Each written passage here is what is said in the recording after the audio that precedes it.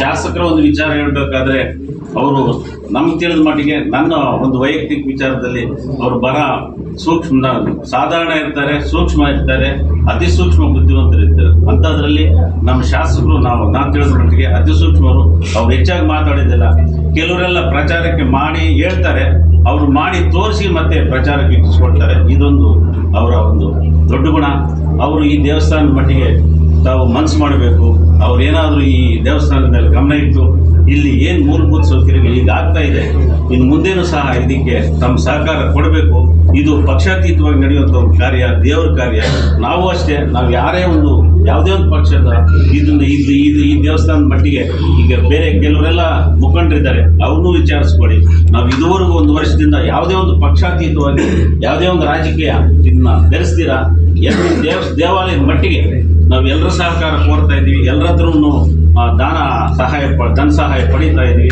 ಈಗ ಅನ್ನದಾಸೋಹ ನಡೀತಾ ಇದೆ. ಅನ್ನದಾಸೋಹ ಈಗ ನಾವು ಸುಮಾರು 3 ತಿಂಗಳು ನಡೆಸ್ತಾ ಇದ್ದೀವಿ. 3 ತಿಂಗಳಿಂದ ನಾವು ದಾನಿಗಳೇ ಕೊಡ್ತಾ ಇದ್ದೀವಿ. ಅದು ದೇವರು ಅವರ ಒಂದು ಸಂಕಲ್ಪ, ಅವರ ಒಂದು ಇಚ್ಛೆ ಪ್ರಕಾರ. ಅದು ಮೊದಲಿಗೆ ನಮ್ಗೆ ಕಷ್ಟ ಆಗ್ತಾ ಇತ್ತು. ಏನಪ್ಪ ನಾವು ಸ್ಟಾರ್ಟ್ ಮಾಡಿಬಿಟ್ರೆ ಮುಂದೆ ಯಾವ ರೀತಿ ನಾವು ನಡ್ಕೊಂಡು ಹೋಗೋದಂತ.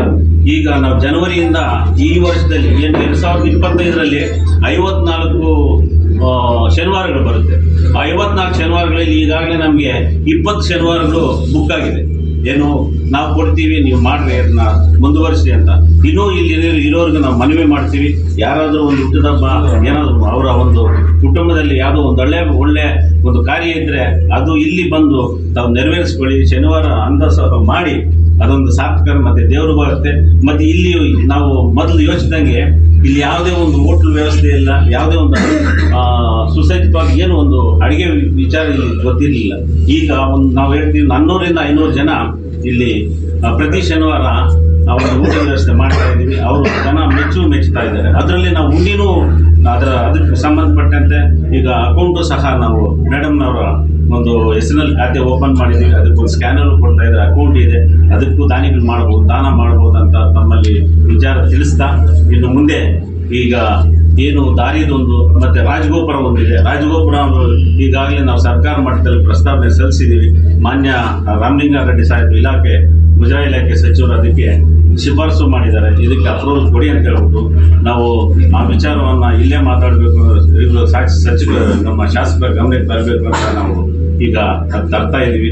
ಅದು ಸುಮಾರು 6 ಕೋಟಿ ರೂಪಾಯಿ ಒಂದು ಪ್ಲಾನ್ ಆ್ಯಂಡ್ ಎಸ್ಟಿಮೇಟ್ ಮಾಡಿಸಿದ್ವಿ. ಏನು ವೆಂಕಟರಮಣ ಸ್ವಾಮಿ ದೇವಾಲಯ ಸುತ್ತಮುತ್ತಲು ಒಂದು ರಾಜಗೋಪುರದ್ದು 4,46 ಲಕ್ಷ ರೂಪಾಯಿ, ಮತ್ತೆ ಗಣಪತಿ ದೇವಸ್ಥಾನ, ಮತ್ತೆ ಧ್ವಜಸ್ತಂಭ, ಈ ರೀತಿ ಕಾಂಪೌಂಡ್, ಇವೆಲ್ಲ ಒಂದೇ ಇದರಲ್ಲಿ ಯೋಜನೆಯಲ್ಲಿ ತಯಾರು ಮಾಡಿ ನಾವು ಪ್ಲಾನ್ ಆ್ಯಂಡ್ ಎಸ್ಟಿಮೇಟ್ ತಯಾರು ಮಾಡಿದ್ದೀವಿ. ಅದಕ್ಕೆ ಸುಮಾರು 6 ಕೋಟಿ ರೂಪಾಯಿ ವೆಚ್ಚ ಆಗುತ್ತೆ. ಇದು ಹಂತವಾಗಿ ನಾವು ಈಗ ರಾಜಗೋಪುರಕ್ಕೆ ಪ್ರಸ್ತಾವನೆ ಕಳಿಸಿದ್ದೀವಿ. ಈ ಒಂದು ವಿಚಾರದ ಶಾಸಕರು ಗಮನ ಹರಿಸಬೇಕು. ಅವರಲ್ಲಿ ನಾವು ಮನವಿ ಮಾಡೋದಿಷ್ಟೇ. ಇಲ್ಲಿ ವೆಂಕಟರಮಣ ಸ್ವಾಮಿ ದೇವಾಲಯ ಪುರಾತನ ಪ್ರಸಿದ್ಧ ದೇವಾಲಯ. ತಾವು ಗಮನ ಹರಿಸಿದ್ದಾದರೆ ಇದು ಸರ್ವತೋಮುಖ ಅಭಿವೃದ್ಧಿಗೆ ನಾಂದಿ ಆಗಬೇಕು. 12ನೇ ತಾರೀಕು ನಡೀತಕ್ಕಂಥ ಇಲ್ಲಿ ಜಾತ್ರೆ ಮತ್ತು ರಥೋತ್ಸವ ಕಾರ್ಯಕ್ರಮ ಈ ಸಭೆಯಲ್ಲಿ ಸೇರಿರ್ತಕ್ಕಂಥದ್ದು ಎಲ್ಲ ಇಲಾಖೆ ಅಧಿಕಾರಿಗಳು ಅವೆಲ್ಲರೂ ಹೆಚ್ಚಿನ ಜವಾಬ್ದಾರಿಯನ್ನು ವಹಿಸಿ ಈ ಒಂದು ಜಾತ್ರೆ ಮಹೋತ್ಸವ ಅಚ್ಚುಕಟ್ಟಾಗಿ ನೆರವೇರಿಸ್ಬೇಕಂತೇಳಿ ಮೊದಲನೇದಾಗಿ ತಮ್ಮ ಗಮನ ತರಲಿಕ್ಕೆ ಬಯಸ್ತೇವೆ.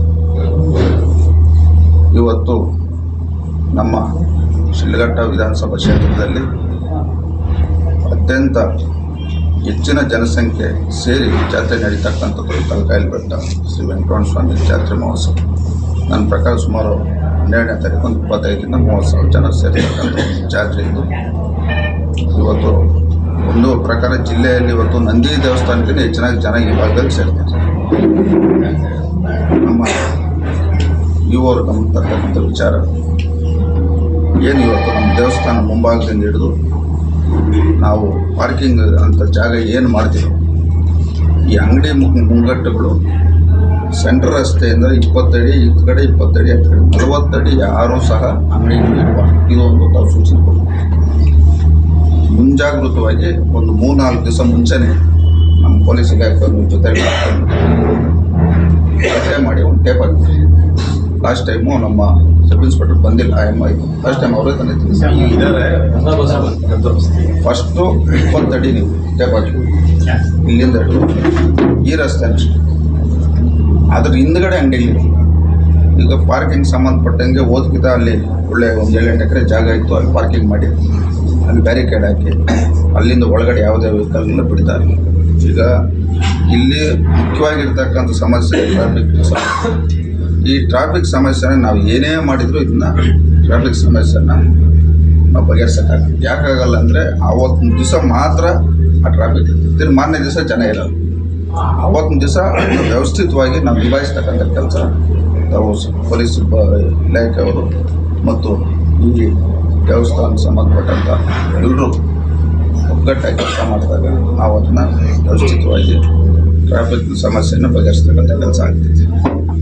ಇವತ್ತು ಇನ್ನು ಅಲ್ಲಿಂದ ಏನಿವತ್ತು ನಮ್ಮ ತುಮಸಂದ್ರ ಕಡೆಯಿಂದ ಬ್ಯಾರಿಕೇಡ್ ಹಾಕಬೇಕು, ಕಲ್ಗಾಲ್ ಬೆಟ್ಟ ಕಡೆಯಿಂದ ಹಾಕಬೇಕು, ಮತ್ತು ಇಲ್ಲಿ ಪಾರ್ಲ್ಪರ್ತಿ ಕಡೆಯಿಂದ 3 ಕಡೆಯಿಂದ ಬ್ಯಾರಿಕೇಡ್ ಹಾಕಿ 3 ಭಾಗದಲ್ಲಿ ಇವತ್ತು ನಮ್ಮ ವ್ಯವಸ್ಥಾಪನಾ ಸಮಿತಿಯವರು ಇಲ್ಲಿದ್ದಾರೆ, ನಮ್ಮ ಮುಖಂಡರು ಇಲ್ಲಿದ್ದಾರೆ.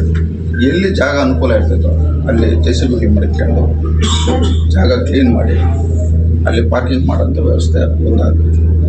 ಎರಡನೇದು, ಇವತ್ತು ನಮ್ಮ ಗ್ರಾಮ ಪಂಚಾಯತಿ PDO ಅವರು, ನಮ್ಮ ಅಧ್ಯಕ್ಷರು, ಸದಸ್ಯರು ಇದ್ದೀರಿ.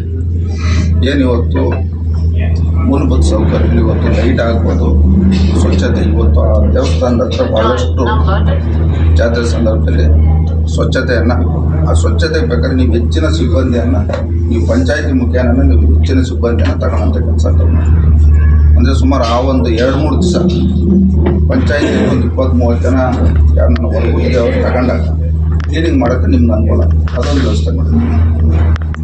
ಮತ್ತು ಇನ್ನು ಇರ್ತಕ್ಕಂಥದ್ದು ಅವತ್ತು ನಡೀತಕ್ಕಂಥ ರಥೋತ್ಸವ ಇನ್ನೊಂದು ಮತ್ತೊಂದು ಎಲ್ಲ ಮುಖಂಡರು ಕುಂತ್ಕೊಂಡು ಮಾತಾಡೋದು ಬೇಡ, ಯಾವ ರೀತಿ ವ್ಯವಸ್ಥಿತವಾಗಿ ಮಾಡ್ಬೇಕು ಅದನ್ನು ಮಾಡೋದು.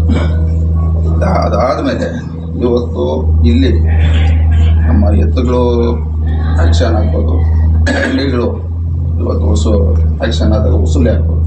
ಇವೆಲ್ಲ ಹೆಚ್ಚಿನ ಹೊರೆ ಜನಸಾಮಾನ್ಯರ ಮೇಲೆ ಹಾಕೋಂಥ ಅವಶ್ಯಕತೆ. ಅವ್ರಿಗೊಂದು ನಿಗದಿ ಮಾಡಿ, ಅವರೇನೋ ಬಂದು 1 ಲಕ್ಷಕ್ಕೋ 2 ಲಕ್ಷಕ್ಕೋ ಆ್ಯಕ್ಷನ್ಗೆ ಹೋಗ್ಬಿಟ್ಟು ಅಂಗಡಿಗಳವ್ರ ಹತ್ರ ಪ್ರತಿದಿನ 500 ಕೊಡ್ರಿ 500 ಕೊಡ್ರಿ ಆ ಥರ ಮ್ಯಾಕ್ಸಿಮಮ್ ರೇಟ್ ಫಿಕ್ಸ್ ಆಗಿರುತ್ತೆ, ಅಷ್ಟೇ ತೊಗೊಬೇಕು, ಅಷ್ಟೇ ಮಾತಾಡೋಣ. ಹೆಚ್ಚಿನ ಹೊರೆ ಜನಸಾಮಾನ್ಯರಿಗೆ ಆಗಬಾರ್ದು. ಮತ್ತು ನಮ್ಮ ಜನಗಳಿಗೂ ಸಹ ಈಗ ಅವ್ರ ಹತ್ರ ವಸೂಲಿ ಆಗೋಂಥ ಕೆಲಸ ಆಗ್ಬೋದು. ಉಚಿತ ಮಾಡಿ ಸರ್.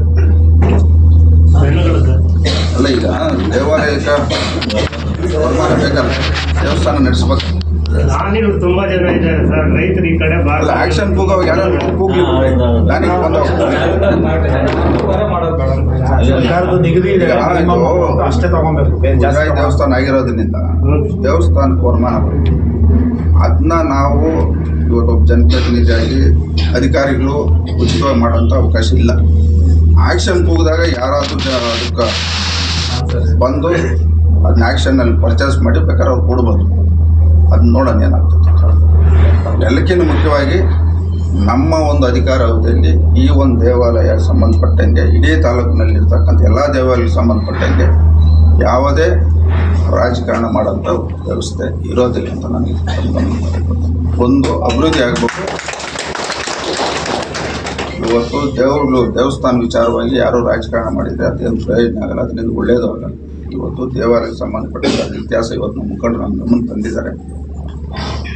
ಮುಂದೆ ಈಗ ನಾವು ಹೇಳೋಂಥದ್ದು ಬೇಡ, ಶಕ್ತಿ ಮೀರಿ ನಮ್ಮ ಅಧಿಕಾರ ಅವಧಿಯಲ್ಲಿ ಈ ಒಂದು ವೆಂಕಟರಮಣ ಸ್ವಾಮಿ ದೇವಾಲಯಕ್ಕೆ ಹೆಚ್ಚಿನ ರೀತಿ ಸರ್ಕಾರದಿಂದ ಅನುದಾನ ಮತ್ತು ದಾನಿಗಳಿಂದ ದೇವರು ನಮಗೂ ಶಕ್ತಿ ಕೊಟ್ಟು ನಾವು ಶಕ್ತಿ ಮೀರಿ ಕೆಲಸ ಮಾಡ್ತೀವಿ ಅಂತ ಸಂದರ್ಭದಲ್ಲಿ ಅವರು ಗಮನ ತರ್ತಾರೆ. ಮುಖ್ಯವಾಗಿ ಯಾವುದೇ ಕಾರಣಕ್ಕೂ ಜಾತ್ರೆ ಮಹೋತ್ಸವದಲ್ಲಿ ಎಲ್ಲಿ ಗೊಂದಲ ಆಗಬಾರ್ದು, ಗಲಾಟೆ ಆಗಬಾರ್ದು, ಜನಗಳಿಗೆ ಯಾರಿಗೂ ತೊಂದರೆ ಆಗಬಾರ್ದು.